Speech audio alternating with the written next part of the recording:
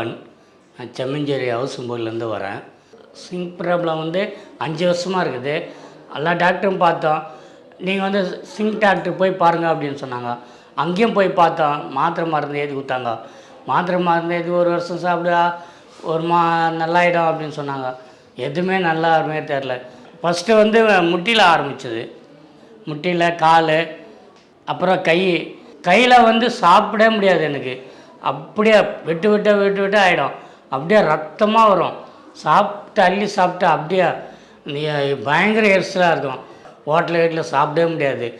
Teaspoon எடுத்து தான் சாப்பிட முடியும். ஆர்ஜே ஹாஸ்பிட்டலுன்ட்டு ஒரு விளம்பரமாக பார்த்தாங்க.